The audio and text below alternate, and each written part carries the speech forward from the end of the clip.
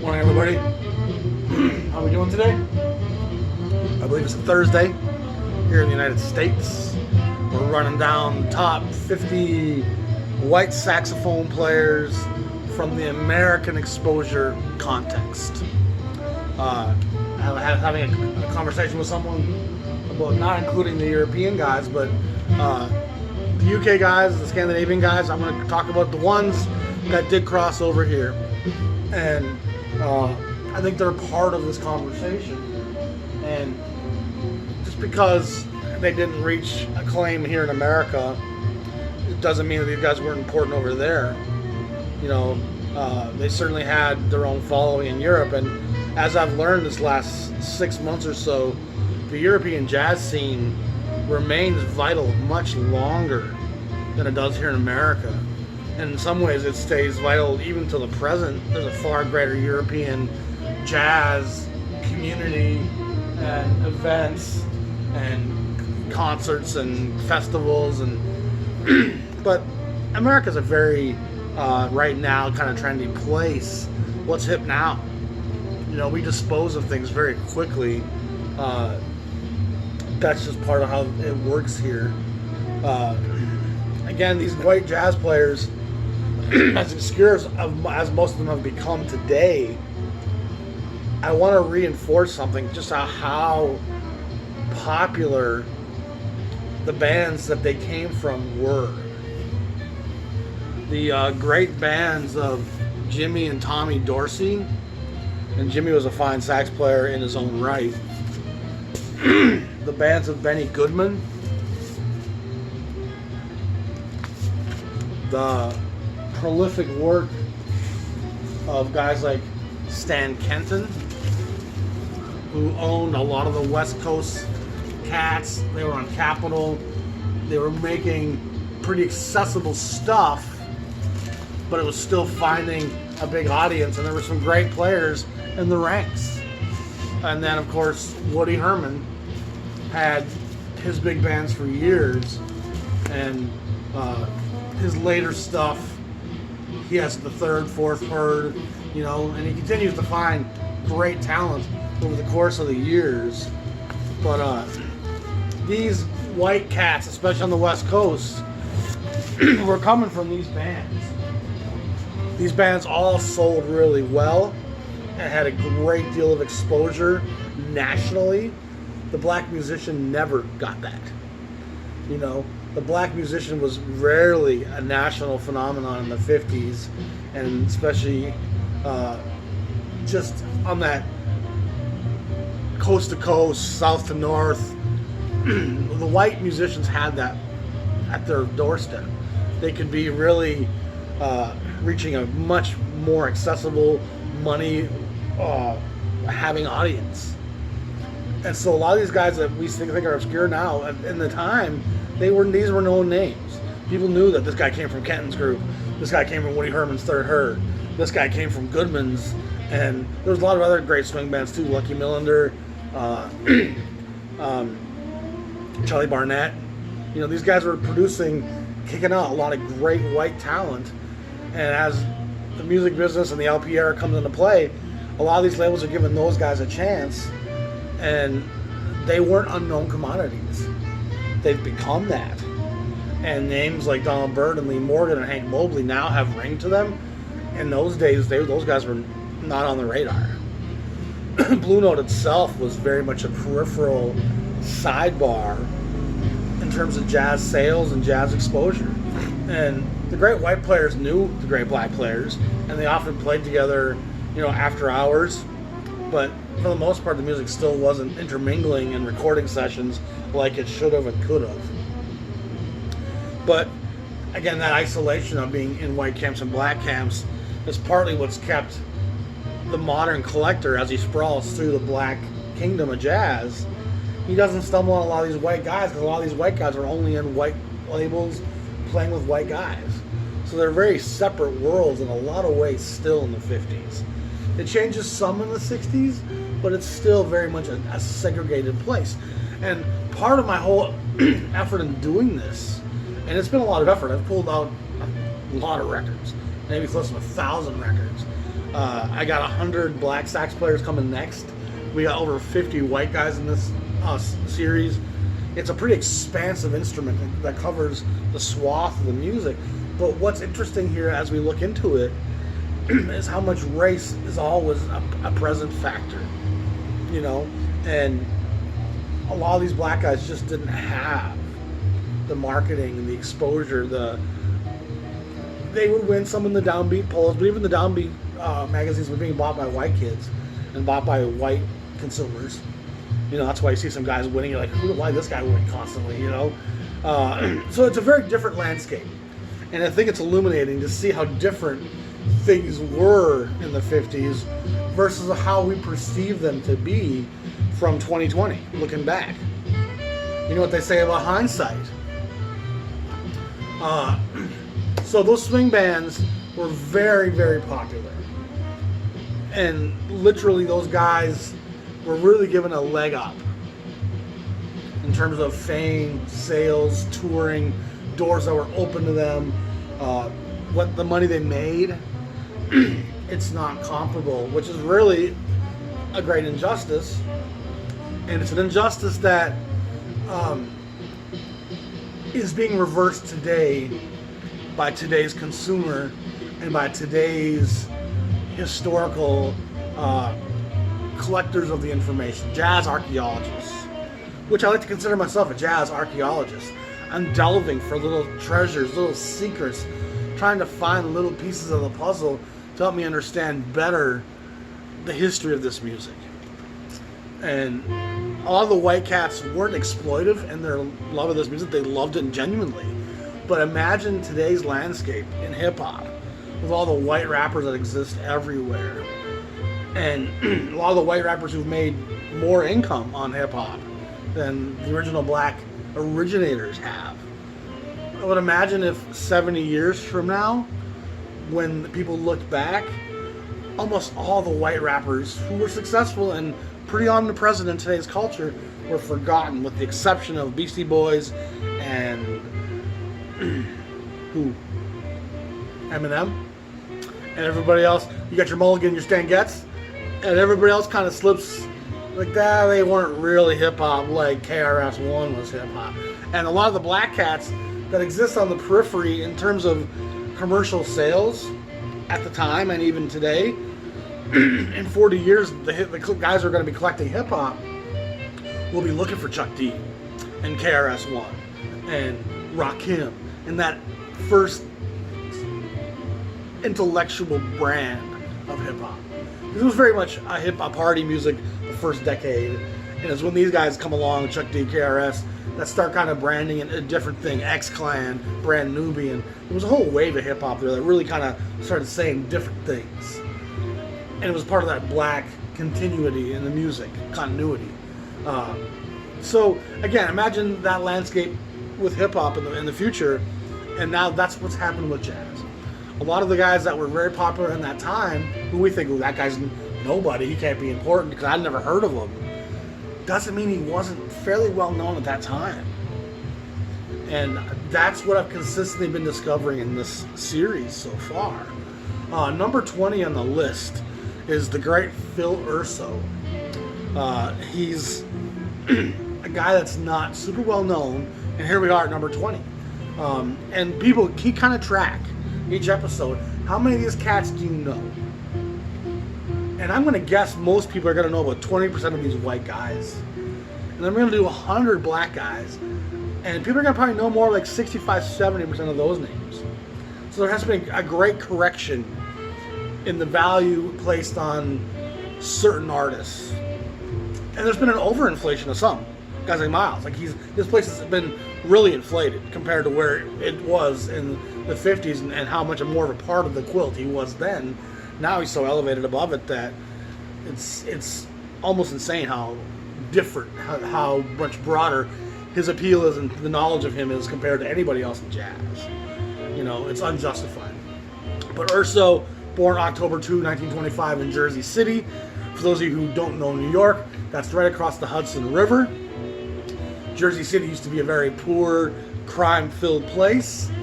They've since redeveloped all the Hudson River fronts into skyscrapers and condos. I've heard that you get a half mile from the river, and it gets kind of back to being seedy. But also, that was probably 5-10 years ago when I heard that. And I'm guessing gentrification is pushing its way away from the river into Jersey City. The value of that real estate being that close to New York is astronomical. But it's interesting because it's definitely the hub of New York. Excuse me. He played the clarinet some, but mostly was known as a sax player. He plays with Chet Baker on some of Chet Baker's early Pacific work. And they have a nice interplay, Chet and Phil. He was in the Navy during World War II. He gets released, comes to New York City in 1947. He plays with guys like Woody Herman, again, Terry Gibbs, Miles Davis, Oscar Pettiford, just a pretty wide range of Bunny Berrigan. He's playing with a pretty wide range of people.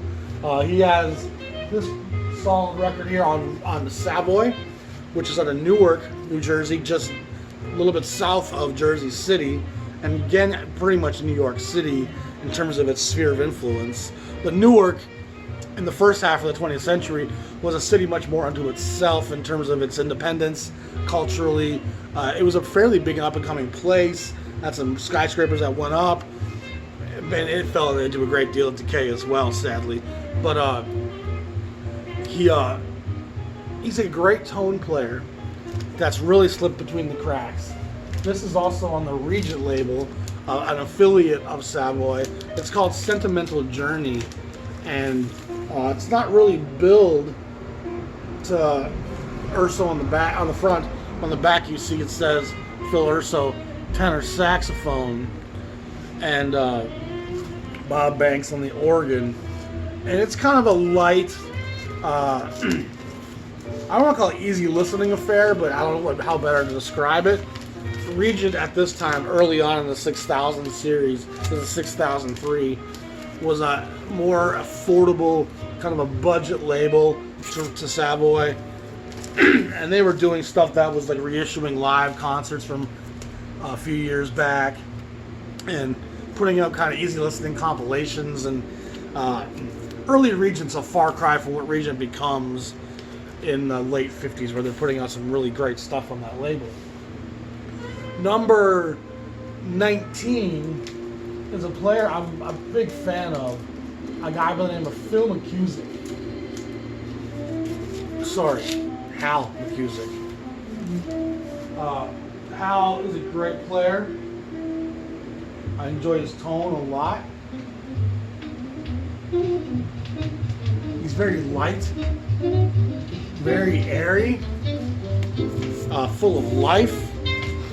He was born in Medford, Massachusetts, June 1st, 1924. And Boston, Massachusetts, your entire jazz world is white guys. It's crazy how many of these guys ended up being from Massachusetts. And I've often commented how little jazz musicians are from Mass, and yet the white cats are coming from up there pretty much on the consistent basis. Boston's an interesting story into itself. You know, there's a real absence of black community there. They have Irish-British tensions there. The city, for being as liberal and as blue as it is, its treatment in history with blacks has been fairly awful. But I guess if you're black in Boston, you become black in New York as soon as you can. You know, great Bethlehem album cover. This is B16, fairly early in the Bethlehem discography. He was playing with Boyd Rayburn on the Savoy label back in '45. He plays with George Russell. He led a group with Bill Evans called Hal McCusick's Cross Section Saxes. And this comes from their time together working with George Russell in '54, '55. They're working on those early Jazz Lab, early George Russell stuff on Decca and on RCA. And Evans and McCusick and a lot of other great players were part of those sessions. I'm trying to see who else is on this session. Doesn't say. This is on the Decca label. So that's just how affiliated it was with the George Russell session. We're recording for Decca over here with Russell. Hey, why don't you give me and Bill a chance to make our own little session here as well. It's a great record, pretty tough to come by, and I stumbled across it in the store, or a thrift store, for next to nothing. And that's kind of the cool thing with some of these lesser known names, is that you can often find their material for next to nothing. I'm a big fan of Hal. Especially, like I said, I love this Bethlehem session here. This was recorded in New York, if I recall, with Barry Galbraith on the guitar, Ozzie Johnson, and Milt Hinton. So definitely a New York recording. Creed Taylor was at the helm, producing here at Bethlehem at this point. And Creed Taylor's story is something I've talked about a lot. He was a pretty prominent figure in helping Gus Wilde shape his label as a jazz label and dropping all the pop ideologies that they once considered in 53, 54. Chris Connor, and of course,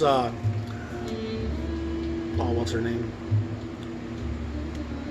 I can see her face. Nina Simone. Those two kind of ironed jazz into Gus Wilde's mind, because those two artists sold well, and so they kind of dropped the pop side of things and went into the jazz world.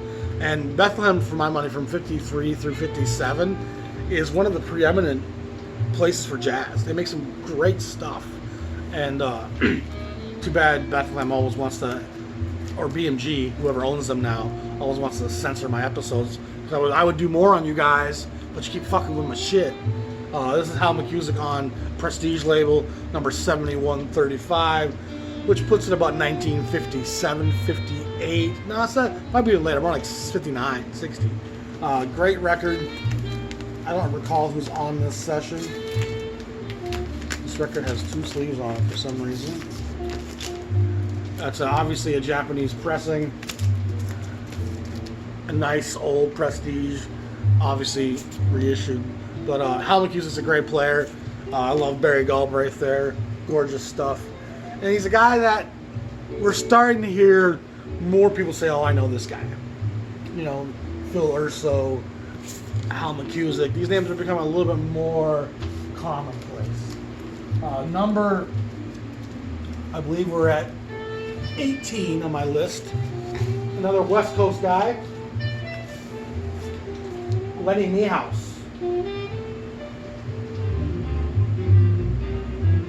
Niehaus is a great player, affiliated with the Contemporary label for a long time. He was born in June 11th of 1929.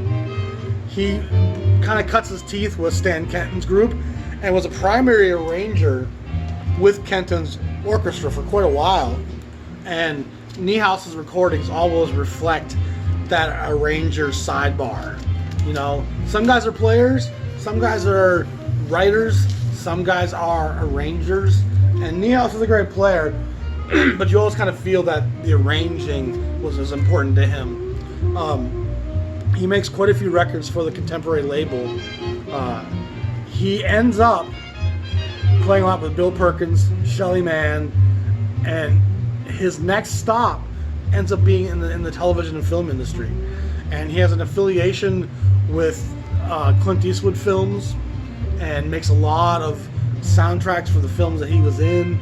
He's in over 70 TV shows. He just ends up, and that's part of the thing about the arranger and composer guys, is it really dovetails into making music for films, and there's a certain degree of writing to fit the score, to fit the mood of the film, that a jazz player can do easily. Say, oh, I know exactly what this needs, you know. And it really kind of expresses the different trajectories that white versus black have. Most white guys, when their career in jazz wraps up, they end up in the Vegas show lounges, they end up in the TV and film studio industry. They're still in showbiz. They're still making showbiz money. The number of these guys that end up in those places, it's pretty astounding. And the best case scenario for most of these black guys was they ended up either playing for their whole life through obscurity, poverty, surviving, and a great deal of them go on to becoming teachers. So a lot of black jazz musicians end up teaching, sometimes not just even music, just teaching in general. That was like a positive outcome for a retired black jazz musician. Not the glitz and glamour of playing with Jackie Gleason in a Vegas casino for 20 years. It just illustrates America, once again, how different the flight paths are for black and white. You can fall down pretty hard when you're white and find a way to get back up on your feet. If you fall down as a black man, people are going to start walking all over you. You know, there's no recovery. It's much more difficult. But Lenny Niehaus makes a string of records here. This one was 3524 in the 3500 series. This was 3503, which obviously puts it real early. And I'm guessing this octet number 2 was probably on 10-inch originally, and then reissued on the 12-inch LP early on. And, I believe Contemporary was one of the first jazz labels to go to the 12-inch LP in early '55. Lenny Niehaus Volume 4, the quintets and strings number 3510. So he's coming pretty hard and heavy here. 3518, another Lenny Niehaus Volume 1, the quintets. And being that this is Volume 1, I'm almost certain that these are earlier recordings. And then Zounds, the Lenny Niehaus octet, great album cover. We can look at that over my face all day. How about? We'll just talk like this for a while. I love that kind of California 50s sun-drenched. Do you have some lemonade, darling? Do you have a lemon to splice in there? Wonderful. Pass it to me. Ooh, I love the ice. It keeps it so refreshing and cold. It just kind of transcends its way into film so effortlessly, you know. And it's great that these white cats found a home in television and film. You know, no one's begrudging them that. It's just a very different outcome. I've done a lot of biographies, mostly on black musicians, and like I said, there's not a lot of black guys ending up in the television film industry and playing in Vegas show lounges for decades. It's just a different life story. And there's some sadness in that, no question about it. A guy I've done an episode on not too long ago, and I'm going to post a link to it, is Gil Moore. He played some baritone, he played some tenor, and of course, if you recall, he ends up playing a lot of synthesizer and ends up in TV and film as well. It was a Star Trek episode where I kept quoting Star Trek because he makes these kind of scenes that have that kind of feel to them, especially those Blue Note 10 inches he does early on. This is with the great Joe Cinderella, a guitar player I really love, who never got an album as a leader. Vinnie Burke, the great bass player, Eddie Thigpen on the drums. Don Butterfield, Kenny Dorham, Art Farmer, Hal McCusick, and Julius Watkins also show up. I don't think they're all on every track. No, it's 2 different sessions. But this comes out Prestige number 7063. And he has, like, I think 4 Blue Note 10 inches. I only have 1, sadly. He makes 4 records, I believe, for Prestige. 7097, 7040. Was this one 7063? And then there's actually this Blue Note. It's only 3 Prestige. And then the Blue Note one, Patterns in Jazz, which is recorded in 55. Maybe comes out in 56. It's number 1517. Pretty early in the Blue Note discography in terms of the 12-inch LP. And then this comes out on Verve later on, Tome 4. And this kind of leads into the synthesizer electronic soundscapes that he becomes pretty renowned for later in his life. So again, Gil Moore certainly lands on his feet. You know, it wasn't like he was struggling putting food on the table. I'm going to kind of skip over Gil here because I'm going to give you a link to the episode I did on him. It's a fun watch, and we'll learn a lot more about him in that context. And we're getting to the point where there's going to be some episodes on more of these guys, and I'm going to try to put links so people can find that material. 2 more UK guys I want to cover here. And again, my knowledge of the UK guys is fairly limited. I know Jimmy Duker, the trumpet player who plays with Tubby Hayes and Ronnie Scott. And he's a Scottish guy, Duker. And I know Joe Harriott because Riverside put some stuff out. I know Don Rendell because Riverside put some stuff out. And I know Tubby Hayes and Ronnie Scott because Riverside put some stuff out. Keep News must have had a link to what was happening in the UK. And the UK scene is very small compared to what's happening in America. And these guys probably had a decent amount of success in England, but I can't imagine the UK jazz scene producing charting music in terms of on the radio or having success. I could be wrong, but the UK certainly has its own musical history and independence from the American music sound. But again, the British kids were also hearing the blues and R&B, and it's not long after this where the Beatles and the Stones, the Who, that whole wave of black interpretation of black music from England happens. And so the fact that these guys are doing American jazz is not a shock. You know, it certainly was an appeal to this great American art form. Harriet was, of course, from Jamaica and as dark as the night, but these other cats were white kids, Rendell, Tubby Hayes, and Ronnie Scott. Ronnie Scott actually owns a club in London that was a very famous club, open for a long time, that a lot of the greats played in when they went to London. And he was often the MC for events that happened there, and it was a pretty prominent figure in the UK jazz scene for a long time. If I remember, Tubby Hayes was born 30th January 1935. He plays the tenor and other instruments as well, but he kind of settles on the tenor. And again, he was good friends with Ronnie Scott and Jimmy Duker. And then Ronnie Scott was born in January 8th, 1927, primarily a tenor player as well. And along with the guys I mentioned and probably Victor Feldman, those are the probably 6-7 guys that the average American jazz fan will know. And even that, Duker, Harriet, Feldman plays with Miles, which gives him some tracking. But most of these guys, I was in jazz for a long time before I ever heard of Joe Harriott, Tubby Hayes, Don Rendell. These names were very much on the periphery, and it wasn't until I started just collecting the discographies of all the labels that Riverside Jazzland especially says, oh wow, who are all these guys? And when I first bought them, I didn't even know that they were all UK guys. It took some time to figure all that out.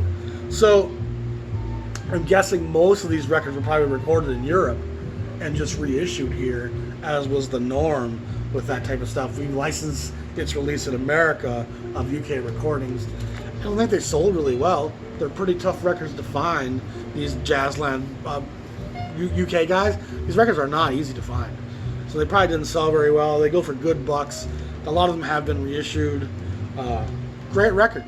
Swings hard. You know what I mean? It's fantastic stuff. And it probably deserves more recognition in the U.S. than it gets. This is Tubby Hayes, Ronnie Scott, Kenny Napper, Terry Shannon, and Phil Simon or Seaman. I'm going to go with Simon. The Seaman might get you beat up in school. Now we're going to talk about a guy who I'm actually a really big fan of. And he's one of the first white cats that I think I stumbled on. And at least in terms of guys I didn't know. I knew Stan Getz. You know Jerry Mulligan. You know the big names right off the bat. Zoot Sims, Al Cohn. You kind of stumble on those names pretty early. But Herb Geller was a name that certainly wasn't a predominant name to me. You know, you don't stumble on Herb Geller very easily as a jazz collector. It's got the old wax paper sleeve. It's got the blue ink on the background, indicating a very old Emerson record. This is Emerson number 36040. Puts it probably 1956. Great record. It has Lorraine Geller, his wife, on this record, who was a great player. Ziggy Vines, Conte Condoli, Leroy Vinegar, Keith Mitchell, and a guy by the name of Eldridge Freeman, who I don't know. at all. But Herb can play. He blows hard. And I remember when I first heard some of Herb's records, I was like, why isn't this guy more popular? Great album cover. Emerson does a great job of all their covers. I like the Emerson art department quite a lot. He actually does quite a bit for Emerson at this point. Herb Geller Plays, 36045. The Gellers with Lorraine, that's another great record. Another great album cover. And then this record and this record are both on the Jubilee label. Great album cover. This Fire in the West record is outstanding. And again, collecting the discography of these labels, you stumble on these artists. And I might have even got this one before I got the Emerson one. I'd stumbled on Jubilee through Donald Byrd, Gigi Grice, and Jackie McLean. And when I saw this Jubilee Herb Geller record with a great cover, I was like, oh yeah, I'm gonna take a chance on that. And I think it was like 25 bucks in a record store, which also told me something about it. It's like, oh, if my buddy marked this up there that high, even though I never heard of it, it's probably important. And this is a great record. Herb Geller is a real fiery player. He embraces some of the edges of the music more than a lot of the White Cats do. He plays with a real fury, and just, I dig his soul. You know, bottom line, that's where that comes from.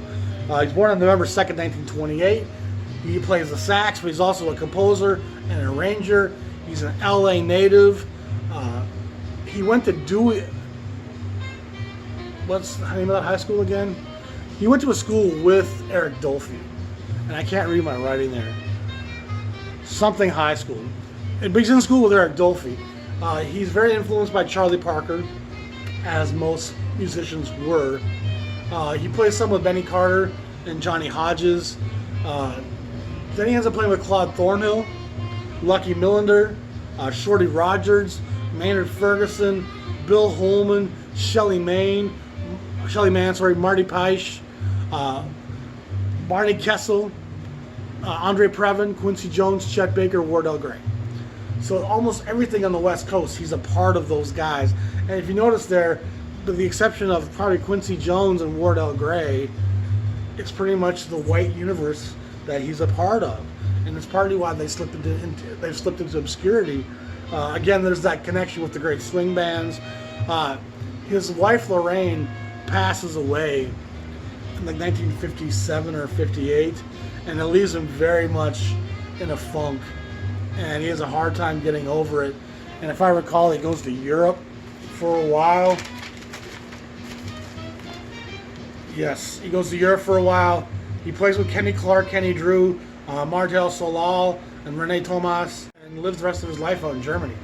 So, kind of a sad ending for what's undoubtedly one of the great players. So, I'm a big fan of Herb Geller. I like all of his stuff. Did I skip somebody here?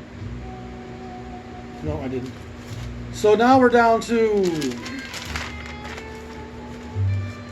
number 14, Frank Stozier. And Frank Stozier, like Herb Geller, is an incredible player. And he's a guy like Geller that you don't stumble on as soon as you should. He makes this great record at the VJ label. He's a part of the MJT3 with Argo label and with VJ label out of the Chicago area. Frank Stozier was born on 13th of June 1937 in the Memphis area. In 54 he goes to Chicago. In 59 to 60 he's playing with the MJT3, which are great groups on Argo and the VJ labels. Are great records. Nicky Hill's on some of those records, one of the great unheralded sax players. Just a really, Walter Perkins, the drummer. It's really outstanding stuff that kind of slips under the radar. That's a mixed group. He plays some with George Coleman, some with Booker Little. He actually briefly plays with Miles Davis, which I didn't know till my research the other day. He fills in briefly between Hank Mobley and George Coleman. And I don't remember ever seeing that. And obviously, there was no recording sessions or albums made with Frank Stozier. But I would have to guess there was some gigs done. And I don't even recall ever hearing Miles speak about Frank Stozier, but it doesn't change the fact that he played with Miles at this point. And this has Booker Little on the trumpet. VJ makes some really great records, man. Paul Chambers, Winston Kelly, and Jimmy Cobb. And of course, Booker Little was a Chicago area guy working with Max Roach over at MRC. Paul Chambers was actually on VJ for a brief moment where he has 2 great records as a leader. Winston Kelly's on VJ for a while where he has 3 or 4 great records as a leader. So VJ signed enough great talent that they could kind of do each other's records, and there's some really, really great stuff there. And Frank can play. Frank can play. He's definitely kind of deserving more recognition than he gets. Riverside Jazzland puts out number 56 and 70 in the Jazzland sequence. These 2 great Frank Stozier sessions, Long Night and March of the Siamese Children. Interesting cover. Kind of a simpler cover. Both of these are also great records. Probably come out in 61, 62. This one has George Coleman, Pat Patrick, Chris Anderson on piano, who's a great unheralded player, and Walter Perkins recorded in 61. This one has Harold Mayburn, Bill Lee, and Al Dreers on the drums. Both of them, seriously great records. They're kind of getting a little more expensive now because people are discovering Frank, but they're still very much, too much so under the radar. That's going to lead us now. Oh, by the way, Frank Stozier also plays with with Roy Haynes. He moved in LA. He's back in LA. He's playing with Chet Baker, Shelly Manne, and Don Ellis. So he's playing with quite a few cats. Now we're going to talk about Bill Perkins at number 13. Another guy firmly in the West Coast tradition. Another guy that the more you hear him, the more you love him, is Bill Perkins. Born July 22nd, 1924. Again, part of that West Coast school. He's a sax player and a flute player. I guess he was brought up in San Francisco before he went to LA. And once again, Bill Perkins plays with Woody Herman. Bill Perkins plays with Stan Kenton. And then he also plays with the great Art Pepper and the great Bud Shank. 2 guys that are coming up pretty soon here. His stuff on Contemporary and Pacific, it's great stuff. And if you see Bill Perkins on a record with Shelly Manne or with Bud Shank or with Art, grab it. You know, Perkins will always move you. He's got a bit of the James Dean look going there. I think he had a pretty good drug habit for a while, if I recall. This was also on Pacific number 401. And Pacific has a 1200 series, which was their main label in the 50s. They start this 400 series with about a dozen titles. And I don't know if it was a budget or more expensive, but there's some really good titles in the 400 series. But then it just all goes away and they start over at PJ1 in like 1959-60. So it's confusing getting the serial numbers of Pacific Records down. But Perkins is a great guy, and this session has Bud Shank, Jack Nimitz, Stu Williamson, Red Mitchell, Russ Freeman, and Carl Fontana. And then this section has Art Pepper, Richie Kamuka. Right there you go, you gotta check it out. Hampton Hawes, Red Mitchell, Mel Lewis, Art Pepper, Jimmy Rouse is on some of this. Again, fantastic West Coast stuff. Bill Perkins is a really underappreciated player. And by now we're at number 13. And you would think these guys would start becoming more prominent. But again, let me know. How many of these guys do you know? How many of you guys are you familiar with? Because we're now definitely into the top tier of the white sax player, and there's still a lot of real obscurity happening here. So now we're on to number 12. Oh, Bill Perkins ended up playing on the Tonight Show Band from 1970 to 1992. So once again, a white guy finds a place to land in show business. Told you it was a recurring theme. Stan Kenton, Woody Herman, individual records as a leader in the 50s, seeing the demise of jazz happening around you. I'm gonna go work at showbiz. Lucky white guys. Number 12 is Phil Woods, another Massachusetts native. There you are, Boston. You know how to make a white jazz musician, don't you? This is on the Prestige label, very early on, number 7046, with, I believe this is with Donald Byrd, Gene Quill, Kenny Dorham, Doug Watkins, Tommy Flanagan, and Philly Joe Jones. This is an outstanding record. Obviously, it's an OJC reissue. Born November 2nd, 1931 in Springfield, Mass. He studied with Lenny Tristano. And so if you're a Tristano protege, that's going to lead you to having some edges and hearing and seeing the music in a very unique and different way. Tristano was a guy cut from his own cloth, and everybody was taught by Tristano. Really, it's evident, you know, because they aren't afraid of avant-garde, modal playing, just unique approaches to the music. And Tristano was that in spades. He won the top alto player almost 30 times in downbeat, did Phil Woods. And that tells you something about who was voting. Massachusetts. You must have come out heavy numbers, those all you Massachusetts Boston Bruins fans. You Red Sox guys went to Fenway Park and you voted on alto sax when you were there, I'm guessing. Woods has a lot of records, and I don't have he records for a long time. This is on New Jazz 8204 Bird Feathers, and I think it's a kind of a collection of stuff from different sessions, but there's some pretty big names on this. And I think Phil Woods is on most of it. No, he's not even. There's different players on every session. So it's kind of a collection of stuff that Prestige had sat on, and when they launched New Jazz 8204, so it's the fourth reissue on New Jazz, was that Bird Feathers record. And it's a bit of a fun record, but it's different. Youngbloods is with Donald Byrd again. So Byrd and Phil Woods are working together quite a lot, 54, 55. Charlie Persip and Al Haig on the piano and the drums, with Teddy Kotick on the bass. This is Woodlow or Phil Woods Quartet, with John Williams on the piano, Teddy Kotick and Nick Stabulus on the drums. This is also early Prestige, 7018. So he's had quite a bit of success at Prestige. This is 7116, making it a little bit later, like 58, probably 59. This is four altos with Gene Quill, Sahib Shihab, and Hal Stein.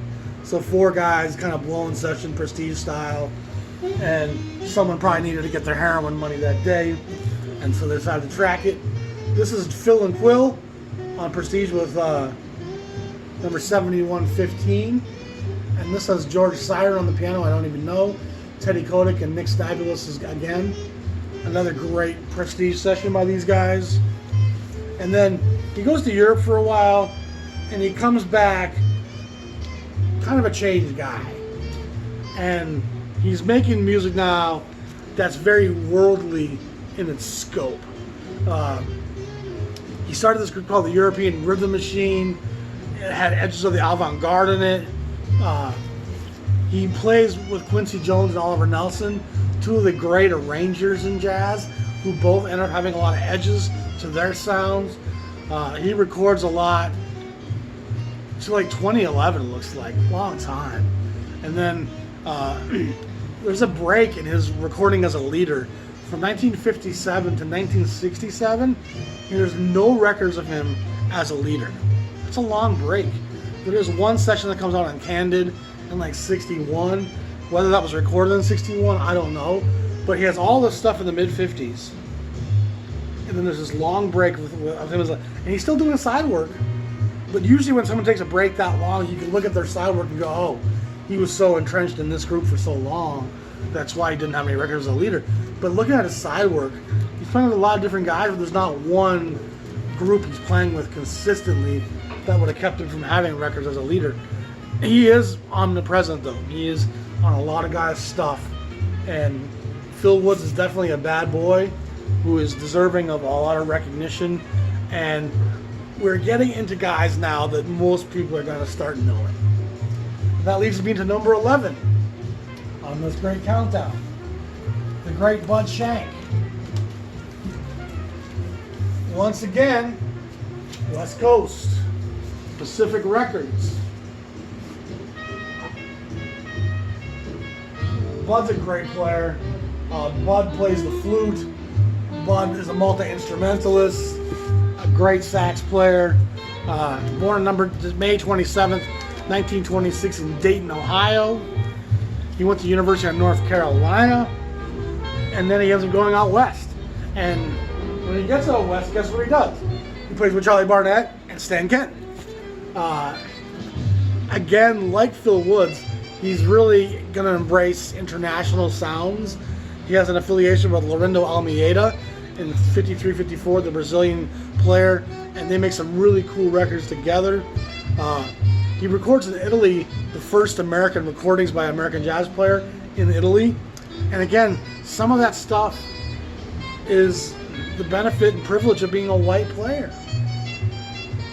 A white player is far more likely to get the chance to go to Italy and record than the brothers are. And Bud's really a great talented guy, a great band leader. He makes what is loosely termed chamber jazz on some levels because of some of its arrangements and some of its sounds. Chico Hamilton was doing that to some degree as well. And of course MJQ and John Lewis also bring some of that same tradition to the fore. But I'm a big fan of Bloodshank.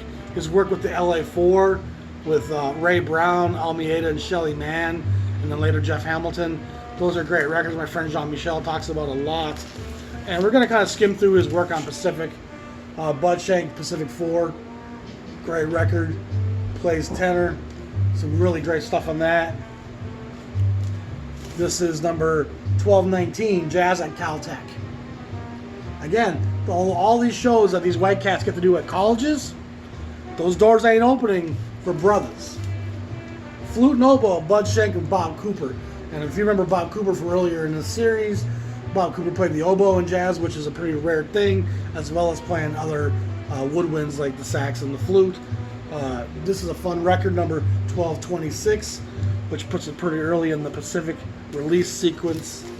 This is number 1230, the Bloodshank Quartet, featuring the great Claude Williamson, who I just did an episode on, along with Don Friedman. Great stuff. You can go to a record store and check Bloodshank's section, and the chances of some of these Bloodshank records being there for an affordable price, you got a good shot. Bloodshank and Shorty Rogers, number 1205. So this is very early in the Pacific history. Great cover. I love the way it's laid out. I love the color, that purple font on the Shorty Rogers, and down there on the song titles. And then there's LA off in the smoggy distance, a fraction of itself. And if I'm not mistaken, that might be the Hollywood Bowl in the foreground, looking down from the Hollywood Hills. Not positive, but it's definitely an amphitheater, and it definitely looks like it could be the Hollywood Hills that that's taken from. So, again, I'm not sure. I haven't been to LA in a long time. Bloodshank, number 1215, the Bloodshank Quartet, again with Claude Williamson. So you're seeing the lineage of some of these guys, and how a lot of these white West Coast players are very much playing with each other. Bloodshank, number 1286, flute and alto. Beautiful album cover. This one's got a bit more of a chamber feel to it than some of the stuff. Still a worthy record to find. great Sunday morning music. And then the Swings to TV, Bloodshank and Bob Cooper play theme songs from TV shows. This is another one of those records that shows up in the 400 series, that little weird subsequence that Pacific starts. I don't know what the history of that was, why they did it, but so that's Bloodshank. And Bud's a great player, and these guys are all starting to become more well-known figures in the jazz world. So that wraps up this episode. This one ran a little bit longer because there's a little bit more to talk about with these guys, a little bit bigger discographies, a little bit more well-known careers and histories. I'm the Jazz Shepherd. If you haven't checked out my Patreon page, there's a great jazz journal online magazine with a bunch of embedded videos in there. You should check it out for as little as $5 a month. There'll be a lot of bonus material there for people. Y'all be safe. Have a great day. Peace.